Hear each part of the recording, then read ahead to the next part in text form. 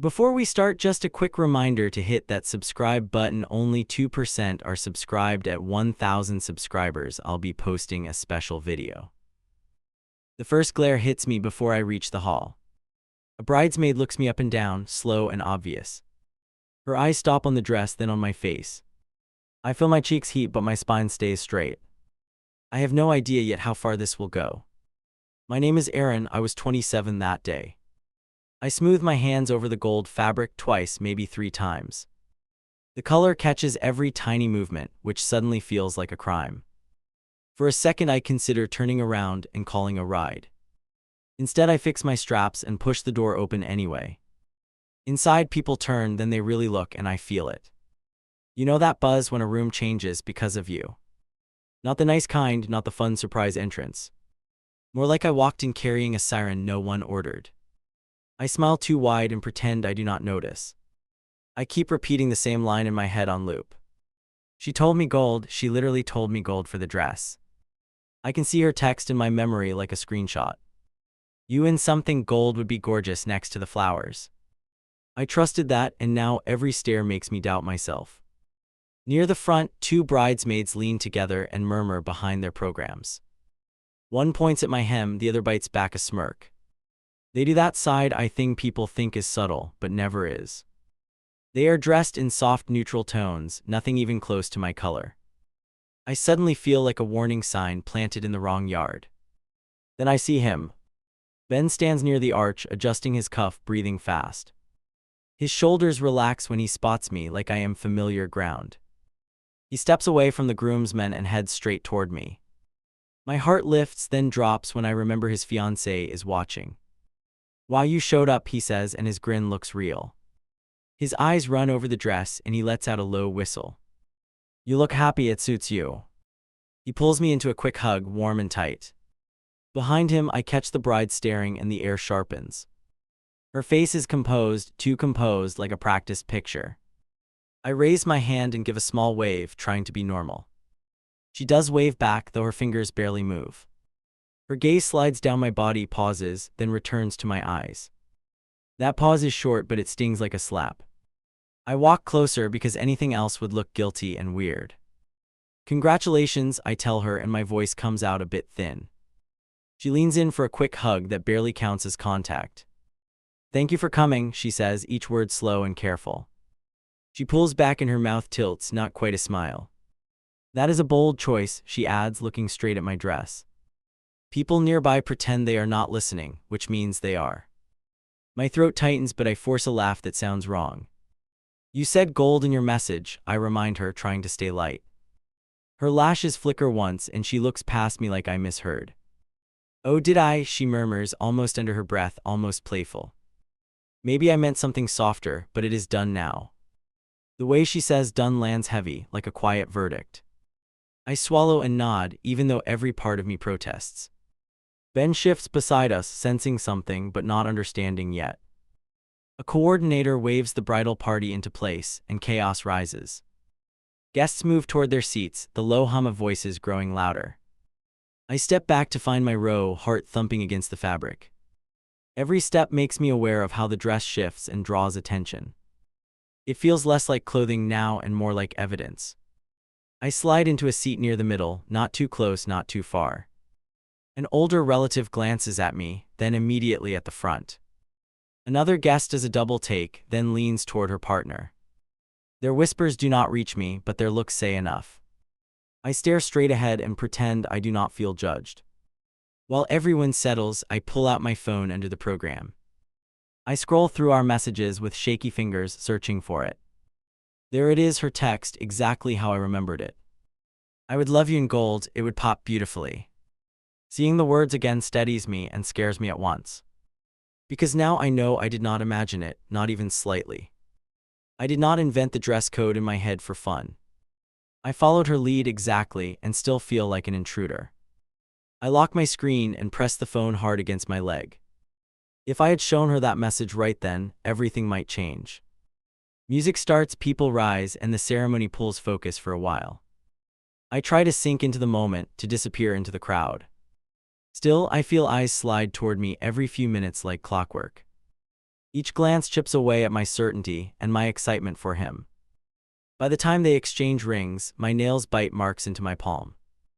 The ceremony ends and guests pour toward the reception space in waves. I move with them, stuck in this bright moving river of bodies. Ben gets swept away for photos and I lose sight of him. I keep catching glimpses of the bride laughing with her bridesmaids. Every time someone in that group looks straight at me, then whispers. At the reception entrance, a cousin steps in front of me, blocking the path. That dress is a lot, she says, tugging at her own quiet outfit. The comment is dressed as a joke, but it lands like a shove. I shrug it off and nod because I do not trust my voice. My chest feels tight now, like the room is shrinking around me. Inside, the DJ calls for everyone to find their tables and sit. I weave through the crowd, clutching my tiny handbag like a shield. Every shining surface I pass throws back pieces of my reflection. I keep thinking if I just sit down, the storm will pass. Instead, the tension thickens with every step toward my assigned seat. From across the room, I see her watching again, not blinking. One hand rests on Ben's arm, the other around her champagne glass. She leans in, says something close to his ear, never looking away. His gaze follows hers until it lands on me at my table. For the first time that day, he looks genuinely uncomfortable. He takes a half step in my direction, then stops himself. His shoulders sag a little, and he turns back toward the head table. The bride smiles at him, then shifts her focus back to me. This time there is nothing polite about it, only calculation and chill. I feel it in my gut that I have crossed an invisible line. I try to focus on the menu, on my water, on anything safe. The chatter around me turns into a blur, one long buzzing note. I sit very straight, afraid that any move will read as defiance. Part of me wants to bolt for the exit and never look back.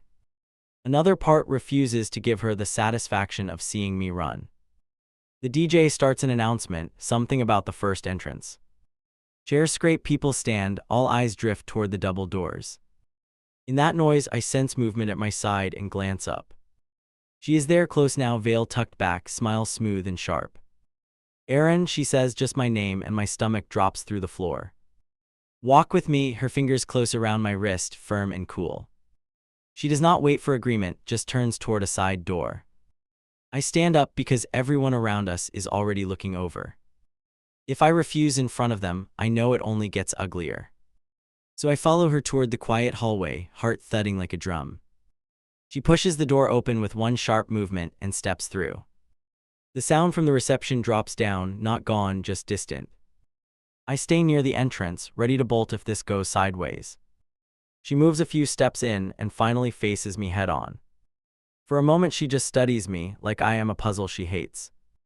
Do you understand what you are wearing right now? Her voice is light. It is the kind of light that makes your skin crawl underneath. I glance down at the dress, then back up at her eyes. I thought it was okay, I answer, my throat tight and raw. You told me to go with this color, remember that message? Her eyebrow lifts just a little, like she is bored already. Everyone else understood the instructions, she replies, hands resting on her hips. Every single person managed not to compete with me today. The word compete hits hard, like she finally said the quiet part. I blink at her because I honestly did not see that coming. I am not trying to compete with you, my voice sounds shaky. I read what you sent, I checked twice before I ordered this. She lets out a short laugh, no humor in it, just air. Right, she answers, stretching the word until it sounds like an insult.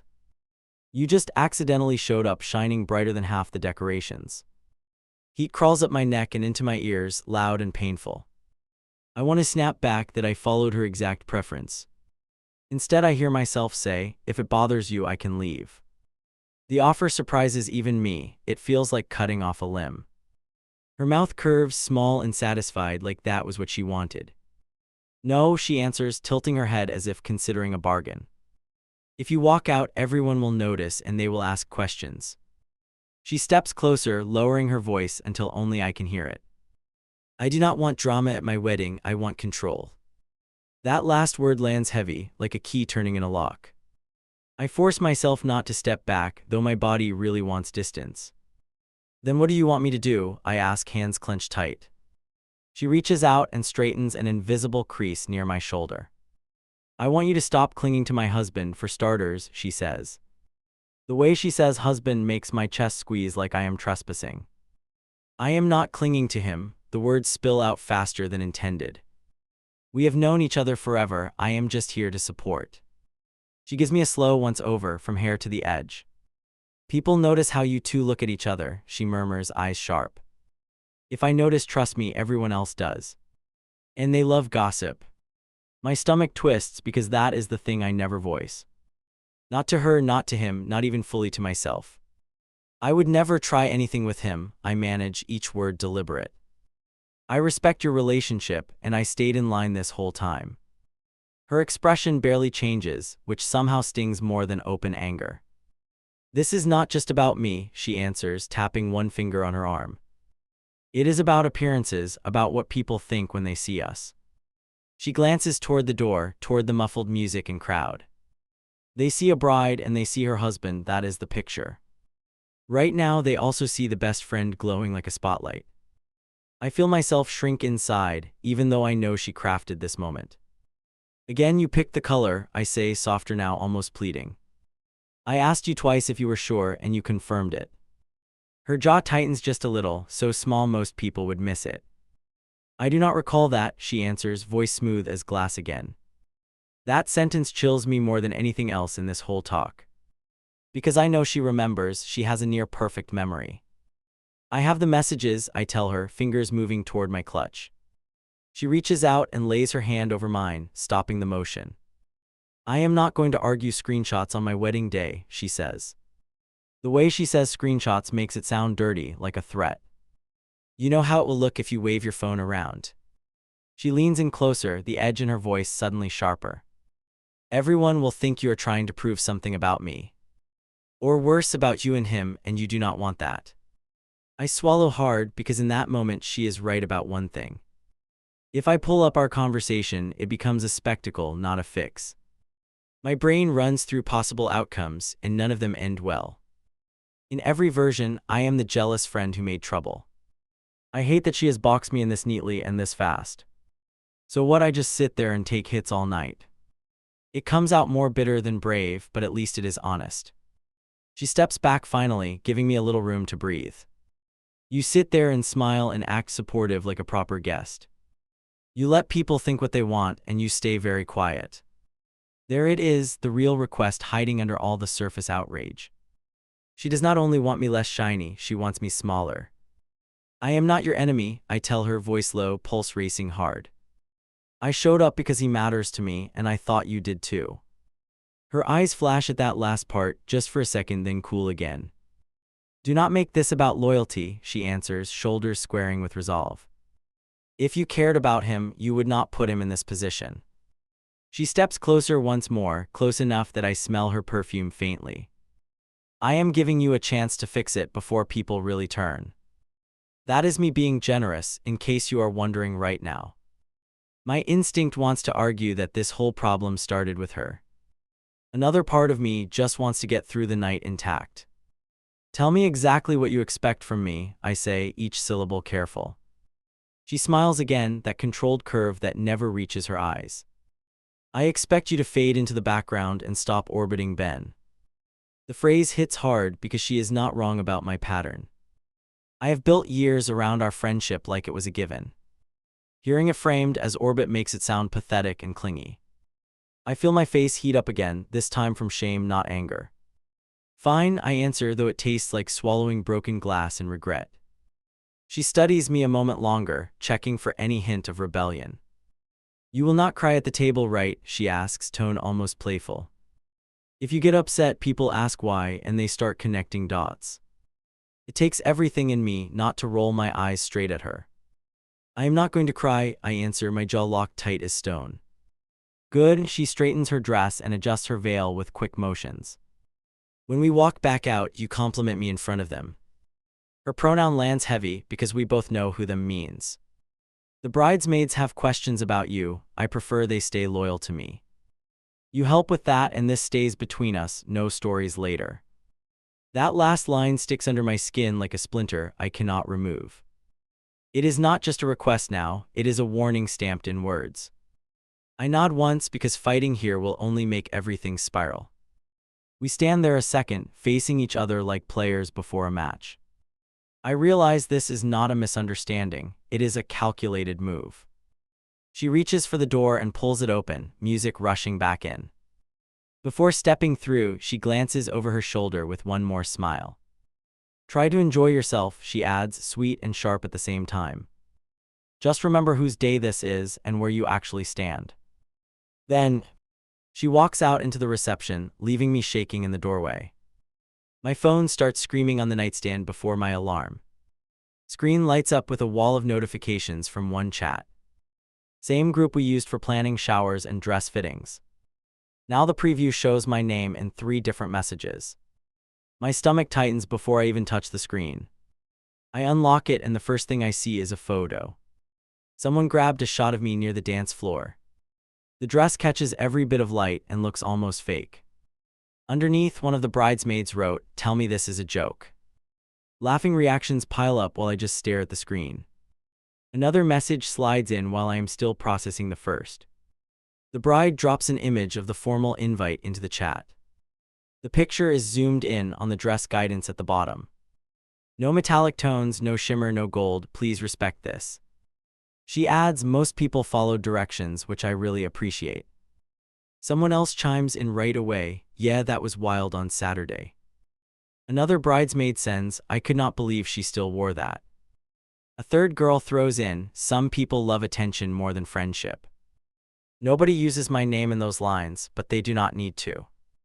Every word points straight at me like a bright arrow.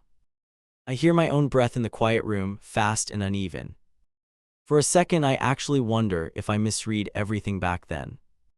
If maybe I invented that earlier message in my head somehow. That tiny doubt almost makes me nauseous because it feels dangerous. If I cannot trust my memory, I have nothing to stand on. I pull up my private thread with her and scroll up quickly. There it is, message from weeks before, clear and unchanged. Honestly, you in a gold dress would look amazing next to everything. Another line under it, go for it, I love that idea. Seeing the contrast between that and the invite screenshot rattles me. My first impulse is to drop my screenshot straight into the group. Just slam the truth down in the middle of their gossip. I even hold my thumb over the share button for a second.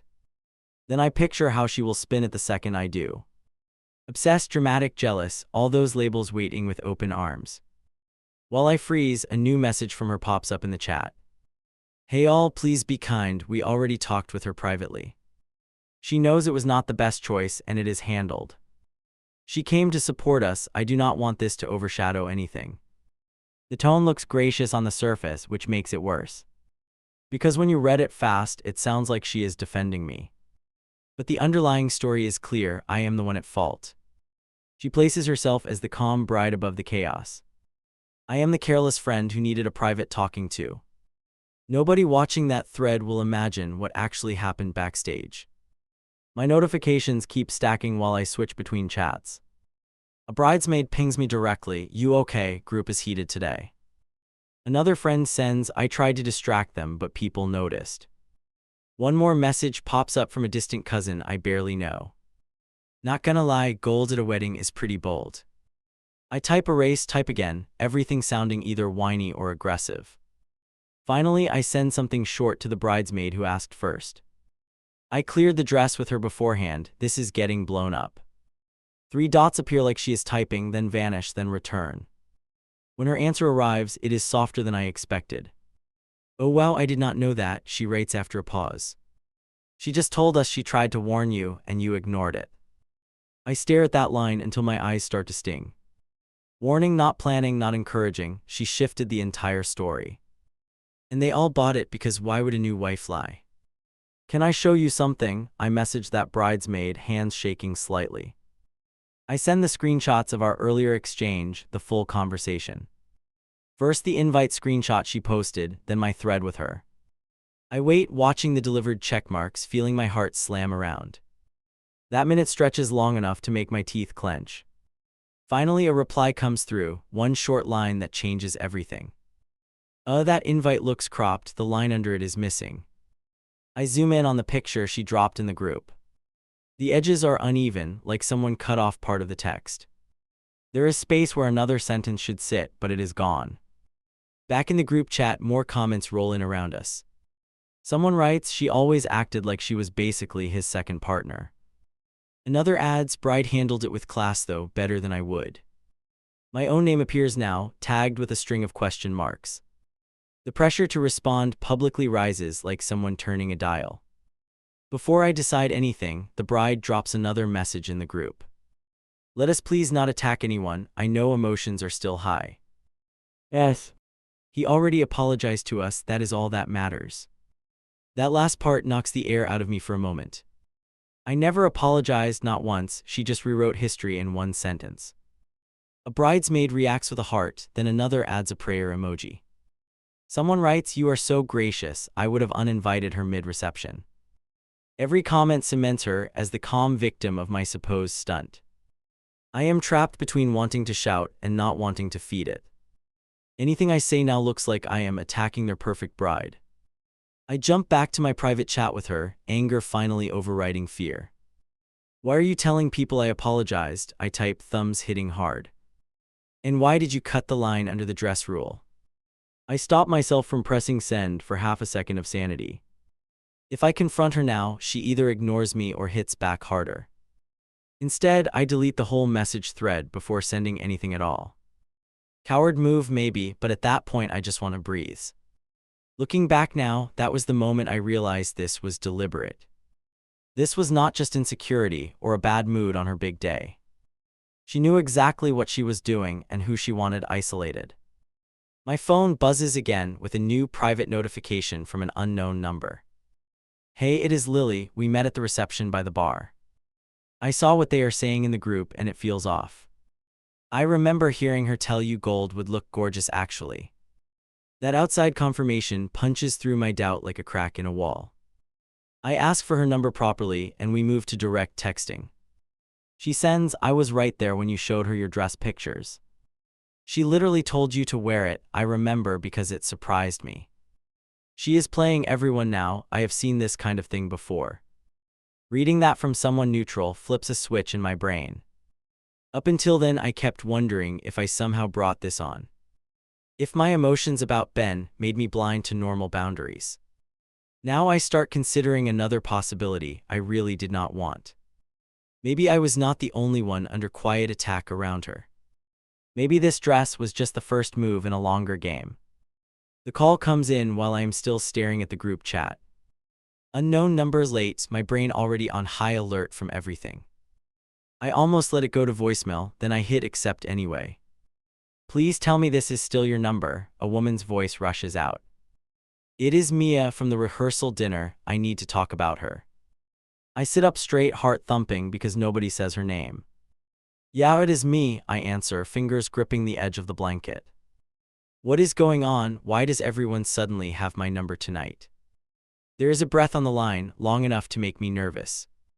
I saw the messages about your dress, she says, voice tight with anger. She is running the same play again, Mia continues, words tumbling fast now. She did this to another girl before the wedding, almost the exact way.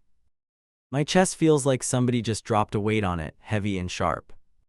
What do you mean same play? I ask, even though I already suspect. It is not just insecurity, right? There is more behind it. Mia lets out a humorless laugh, one sharp exhale like she is fed up. Check your messages, she says, then I hear her typing in the background. My phone buzzes with a string of screenshots stacked one after another. Look through those, then tell me you still think this is about color. The way she says that word makes my skin prickle, because I know it is not. I open the first image and feel my mouth go dry instantly. It is an old chat, different group, same pattern of tidy little messages. The bride is front and center in every screenshot, dropping sweet then sour lines. In one, she tells another woman to wear a standout shade to a party. Underneath, she complains to the group that the girl is seeking attention. The next screenshot shows her hyping that same friend up in private. Wear something bright, she wrote, I want you to feel amazing. Then in the group thread, she calls the outfit borderline disrespectful. She frames it as concern, not malice, but the twist is clear as day. I scroll faster, blood rushing in my ears with every new message. You see it? Mia asks softly, voice closer to my ear now. She loves setting people up, then acting like the reasonable one. In another image, the bride writes, I hate when friends try to steal focus. Someone responds with a laughing emoji, another calls her queen of boundaries. She replies, you have to train people early or they walk all over you. That line makes me stop, thumb frozen on the glass for a second. Train people early, not talk, not compromise, train like we are pets. My stomach knots because suddenly the whole hallway scene replays differently. It was not an emotional bride snapping, it was a practice script. An old routine she already used on us. Mia Nelson got rewarded for. There is more, Mia says, and another batch of screenshots lands in my inbox. Scroll to the ones from her bachelorette week near the bottom. I flick through until I see my own initial in a message header. My name sits in the middle of a paragraph like a problem to fix. Here, Mia adds quietly, this is when I stopped giving her any benefit. In that captured conversation, she is venting about me specifically. She still acts like she knows him better than I do, she wrote. She will learn where she stands once we are married, people adjust. Somebody answered, you will have him whipped, do not worry about her. She responded with, I am already clipping his wings, slowly but surely. I lean back against the headboard, phone resting on my knees. Seeing those words in writing hits harder than any side I ever did. Clipping his wings, like he is something that needs to be grounded. Like love means trimming down the parts of him that reach for more. My chest aches because I know exactly which parts she is targeting. She told you this, I ask Mia, though I know the answer already. Not to my face, she replies, but she bragged in smaller chats constantly. She loves the image, the posts, the admiration, the control behind it. Anyone she cannot manage, she pushes out, usually by making them look unstable. I feel my throat close because that is exactly what is happening to me. Mia lowers her voice, even though we are both alone on this call. The first girl she did this to ended up ghosting the whole circle. She started doubting herself so badly she just stopped showing up anywhere.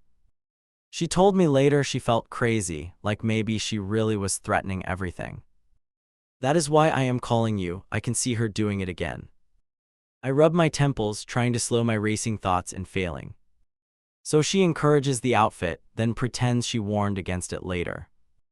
And when the friend reacts, she looks like the unstable one to everyone. Mia exhales, the sound crackling through my speaker in the quiet room. Yes, exactly, and most people will never see both sides of the conversation. A new screenshot arrives while she talks, this one from after the wedding. The bride wrote to her inner circle, handled the dress situation gracefully today. Made sure she knows her place without ruining my photos, win-win. Someone responds, you always know how to manage these girls, with heart emojis. Another adds, he is lucky you protect him from that kind of drama. That last sentence makes me bark out a short, disbelieving laugh. Protect him by humiliating the person who actually cares about him long term. I press my fist against my ribs because my whole body feels tight. Does he know any of this? I ask, even though I suspect he does not. If he knew, he would not be sending me polite check-ins right now. Mia goes quiet for a second, then chooses her words carefully. I tried to hint before the wedding, he brushed it off as nerves. He told me she gets stressed and overreacts, but her heart is good. I wince because that sounds exactly like something he would say. Loyal, patient, convinced he can love her into being softer. I walk around my room because sitting still is impossible at this point. Every step makes my anger spike, then dip into tired resignation. So what do I do with all of this? I ask, voice low. I cannot unsee it, but I also cannot just blow up his marriage. Saying the word marriage out loud makes me feel like I swallowed ice. I am not asking you to blow anything up, Mia answers slowly. I am asking you not to let her rewrite who you are. You are already getting framed as the jealous hanger-on right now. If you let that stand, it will stick with people for years. Her words land heavy because they match the fear running through my brain. She continues before I can respond, momentum carrying her forward. Save everything, every message, every screenshot, do not delete a single thing. People like her count on everyone being too ashamed to keep receipts. If he ever starts noticing cracks, he will need clear proof, not vibes. That way you are prepared no matter what story she spins next. I stand in front of my desk, staring at the printer like it is a weapon. The idea of physically holding this evidence makes my stomach flip. Part of me wants to stay out of it and just disappear quietly. Another part is sick of being the convenient villain in her narrative. The second part wins slowly, stubbornly, one breath at a time. I hook my phone up and start sending files to my laptop. Private thread with her, the invite image she posted, the cropped version. Mia's screenshots, the bachelorette comments, the brag about clipping his wings. Every page that prints feels like a tiny betrayal of him and a rescue. I hate that both things can be true at once, but they are. Well, the pages stack and not. Her message pops up from Mia on my screen. By the way, do not confront her yet, she thrives on chaos. She will twist it into you stalking her messages and obsessing over them. She did that to the first girl when things got too obvious. She called her unhinged for tracking old conversations. It worked on people. I sit back down and watch the last page slide out, neatly finished. I appreciate you telling me this, I text her, thumbs moving slower now. I felt crazy all day, like maybe I imagined the whole thing. She writes back almost instantly, you are not crazy, she is just calculated. That is a big difference, even if it feels the same inside sometimes. Later that night, I stack the pages in a folder and tuck them away. I do not know when I will show them or how the talk will go. But knowing I have them makes the humiliation sting a little less. I am still furious, still hurt, still wrecked about how fast people believed her. Underneath all that, something new settles in me, something colder and clearer. He is already on my porch when I decide to cancel. Hand raised, about to knock again, face tight and pale. For 1 second, I think about pretending I am not home. Instead, I open the door and his fist hangs there midair. That bad, I ask, because he looks like he barely slept. He drops his hand and gives a tired, crooked half smile. Depends what we are talking about, he answers, voice rough around the edges. Us, her, the circus online, take your pick. He smells like coffee and road and stress, nothing like the wedding glow. Whatever fantasy I had about a calm chat dies right there. I made tea, I say, then wave it off, already annoyed at myself. Actually, forget tea, just come inside. He steps past me, shoulders hunched like he is expecting a hit. I close the door and my fingers brush the lock on instinct. That tiny sound feels louder than anything we have said yet. The folder waits on the table like a dare between us. He spots it right away and goes still for a heartbeat. That for me, he asks, eyes flicking from it to my face. Depends if you actually want to know what is going on. I lower myself into a chair and motion for him to sit. I am here, aren't I? He says, dropping into the other chair. There are faint lines at the corners of his mouth now. Honestly, I thought you were going to block my number. I almost did, I answer, because he deserves the unfiltered version. That dress thing wrecked more than just one night for me. He winces at the word dress and rubs his forehead slowly. She feels attacked by everything people posted after, he mutters. She says you turned the group against her with your drama. I actually laugh at that, a short, sharp sound that surprises him. Did she forget the part where she fed them the story first? He looks confused, like he missed an episode of his own life. What do you mean fed them? He asks, leaning forward slightly. So I pull the folder closer and flip it open between us. The printed pages fan out, black and white and brutal. This is what I mean, I tell him, my finger tapping the first sheet. On top sits the message where she pushed the color on me. You in gold would look incredible, right next to everything. His eyes move across the lines, back and forth, slower now. He reads it twice, then a third time, lips pressed together. That is not how she described it, he says, voice gone flat. I slide over the next page with the invite she posted online. The dress rule she showed everyone is front and center there. Look at the bottom, I say, my pulse pounding in my ears. Then look at this one Mia sent me from her own copy. I lay down the uncropped version beside it, edges not chopped off. He lines them up with his hands and studies the difference. In the full one, a second sentence sits under the warning line. The part about choosing whatever flat shade, as long as it photographs well. In the edited image, that whole line just vanishes into white space. He exhales hard through his nose and leans back like something hit him. I am sure there is an explanation, he starts, but it sounds weak. Maybe she just screenshot the wrong thing or trimmed it wrong. Twice I ask, once when she cut it and once when she posted. She also forgot to mention she approved that metallic gown directly. The word maybe hangs between us, thin and shaky, trying to survive. I hand him another sheet, this one from her smaller chat. The message where she bragged about handling that dress situation with grace. How she made sure I knew my place without ruining her pictures. He reads the lines slowly, lips moving like he is counting each word. When he reaches the end, his hand curls into a fist on the table. Where did you get this? He asks, eyes still glued to the page. There are people she underestimates, just like she underestimated me, I answer.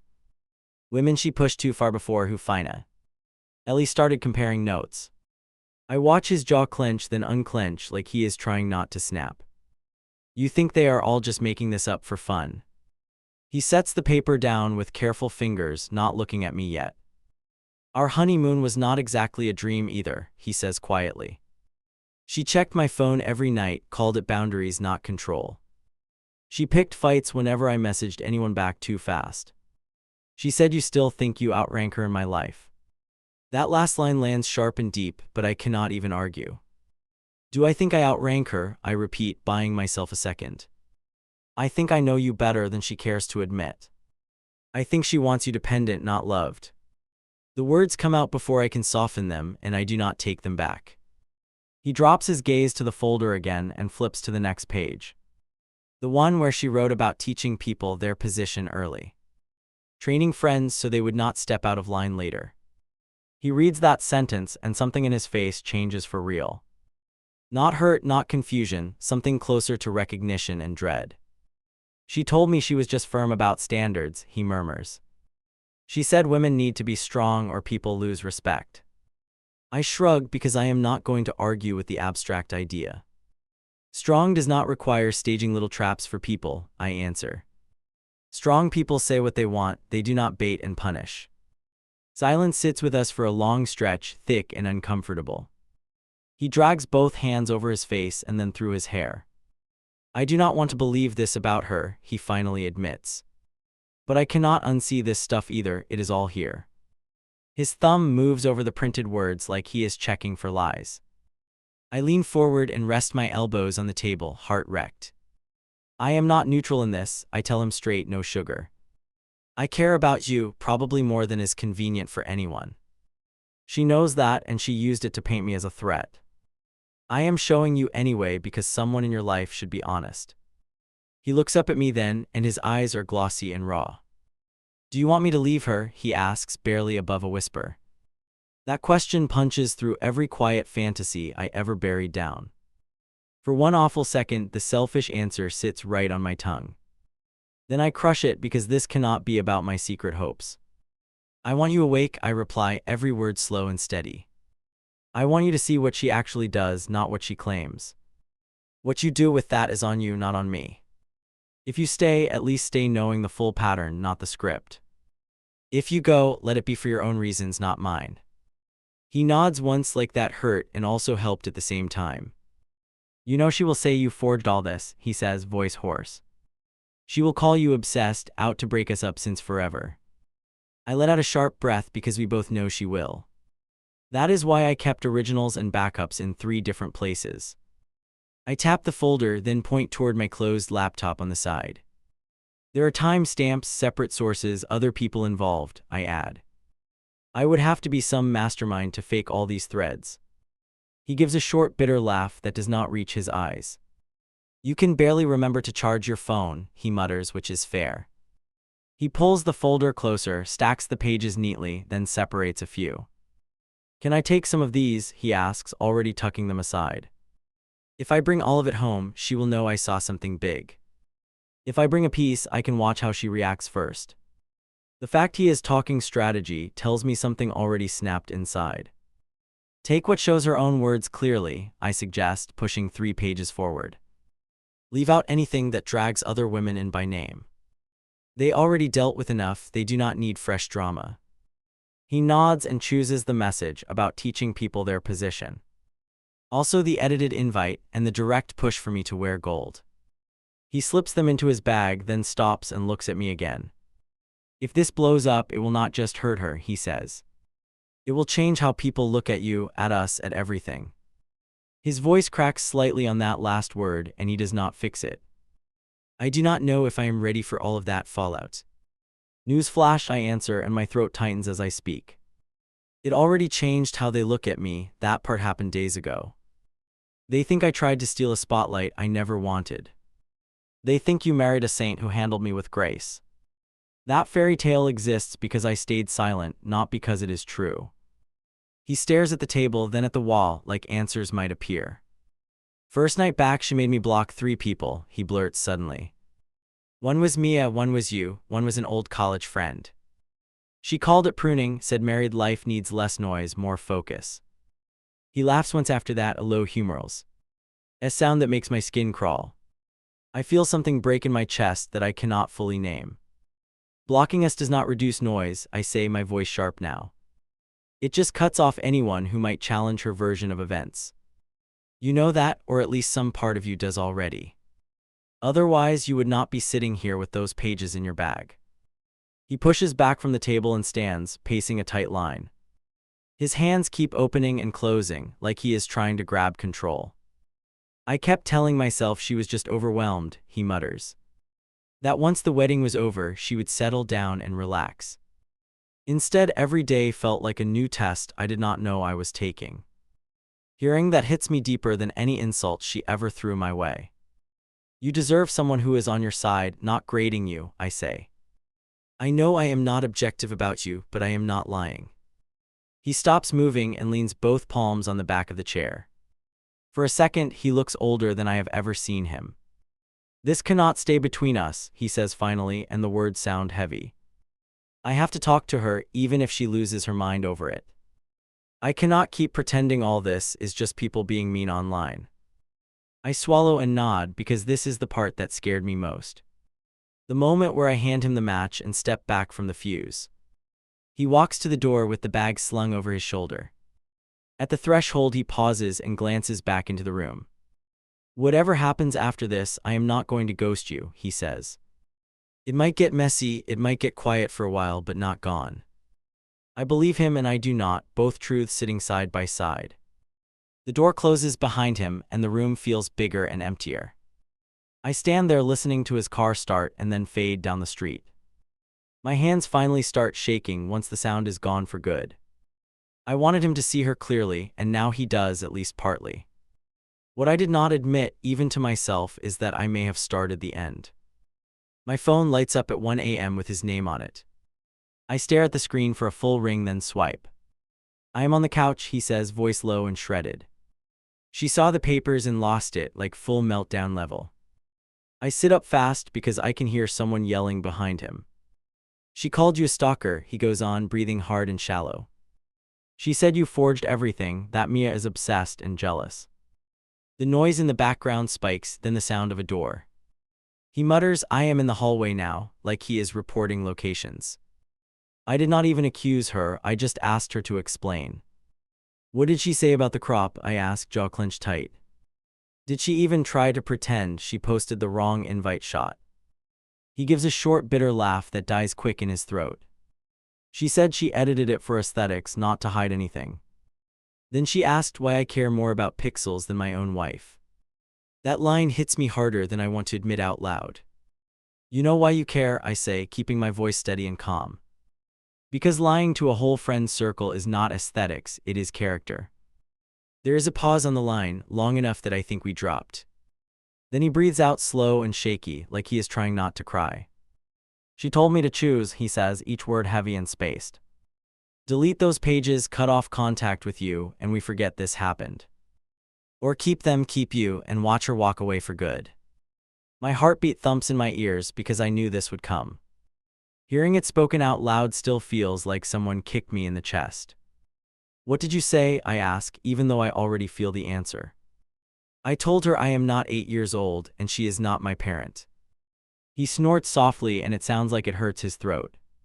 She said that was disrespectful, that I have let people influence me. By people she means you, just in case that is not obvious. I stare into the dark room and press my fingertip to the mattress. You can hang up if this makes it worse, I tell him quietly. I do not want to be your excuse when things fall apart. That is the thing, he whispers, voice cracking, you are not the reason. You just turned the lights on, the room was already messed up. Days blur after that first night, but not in a soft way. He calls less, texts more, little updates that land like fragments. She checked my call history again, asked if we were ganging up. She started a fight because I liked a photo Mia posted. She keeps saying I am embarrassing her and I cannot recognize us. Then the group chat wakes up, and this time I am ready. A screenshot appears of some vague quote about toxic outsiders and loyalty. She writes under it, some people just cannot let go, even after a wedding. Someone replies, stay strong, you two will get through this storm together. Another asks straight out, is this about the dress girl again? Before she can answer, a message from his number pops into the thread. Please stop making vague posts about our personal life, this is private. You can almost feel the digital silence after that one line lands. A few people drop nervous emojis, nobody dares tag me this time. She responds, my account, my feelings, then deletes it 30 seconds later. I watch the messages vanish in real time, one by one. She cleans the trail, but not before half the group sees the shift. My phone buzzes quietly with side chats, short questions from observant friends. Is he okay? That did not sound like him, one message reads. I type back, he is figuring things out, because anything else is not mine. 1 week later, he knocks again, this time in the afternoon. When I open the door, the first thing I notice is the backpack. The second is the faint red mark on his cheek near the jaw. Spare room at Mark's place, he says before I can ask anything. She threw my stuff in the hallway and told me to move. I step aside and he walks in like he has not slept right. He drops onto the same chair as before, hands folded together tight. I did not hit her, he blurts, eyes wide and suddenly frantic. She threw a mug, missed, then told her cousin I grabbed her. My stomach twists because I knew she would escalate when cornered. She texted your mom, I say, piecing it together fast in my head. And anyone who will listen, about how you turned abusive overnight. He nods once, jaw clenched so hard the muscle jumps near his ear. My mother asked what you did to her to turn her into this. She cannot imagine this version exists without some outside poison. That is not on you, I answer, leaning in on my elbows. People cling to the image they want, especially with family. I let out a breath that feels like I have been holding it forever. I know it is tempting to defend me in every conversation. Please do not, just keep telling the truth about what happened. He scrubs a hand down his face, then flips it palm up. Here is the truth, he says, voice low and tired but clearer. I did not leave because of you, I left because of patterns. Checking my phone, isolating me, rewriting conversations like they never happened. Your folder just made it impossible to keep pretending those were quirks. Hearing that should feel like vindication, it does and it does not. Because part of me still hears her voice, calling me a spotlight thief. Another part, the louder one now, knows I would have broken anyway. Are you filing anything legal? I ask, the words strange in my mouth.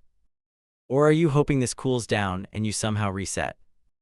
I talked to a lawyer, he answers, eyes drifting to the window. She says I should start documenting texts, voicemails, everything recent. She mentions separation papers as a way to stop the whiplash. He laughs once, short and humorless, then shakes his head. I got married a month ago, and we are already using that vocabulary. I do not say I saw this coming because that would be cruel. I am sorry is what I go with, simple and honest and rough. Not sorry that you woke up, sorry that it hurts this much. He looks at me for a long beat, then nods slowly. This would hurt even if you never wore that gown, he says. We do not hug that day, and that matters more than you think. There is space between us now, intentional and awkward and needed. I need to put some distance, he says, fingers tracing the chair edge. Not because you did something wrong, because I have to stand alone. If I jump from her straight back into us, I will never untangle anything. That sentence slices through me, but he is right and I know it. You figure yourself out, I answer, swallowing around the lump in my throat. I am not going anywhere, I am just not your crutch anymore.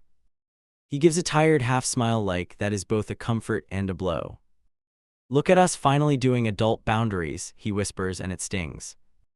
After he leaves, I pull the gold gown from the back of the closet. I lay it on the bed and just stare at it for a while. It still looks stunning, but my chest tightens at the memory baked in. The hallway, the group chat, the way people folded so fast. I know I will never wear it again without tasting all that. Next morning, I drive to a thrift place 3 neighborhoods away. I carry the dress inside, folded over my arm like contraband. The worker at the counter glances at it and lets out a low whistle. Somebody is going to feel like a movie star in this thing, he says. Good, I answer, I hope they get a better night than I did. I walk out lighter, and not just from losing the weight of fabric. Later that night, out of habit, I open the old message thread screenshot. The one where she told me to wear gold, where it all started. For the first time, I am not checking to prove anything to anyone. I am reminding myself I was not crazy, I was set up. You know that feeling when you finally realize your gut was right. It does not erase the shame, but it shifts how it sits. Instead of curling inward, I feel something in me straighten a little. I was not perfect, I was not objective, I was still telling the truth. Those things can live together, even when someone tries to bury them. Weeks pass, quieter and less dramatic than the beginning promised. The group thread fizzles, people move to smaller chats and safer spaces. I hear through those side channels that he is staying at the spare room. That she alternates between begging and raging, depending on the day. That for once he is not rushing to fix her mood for her.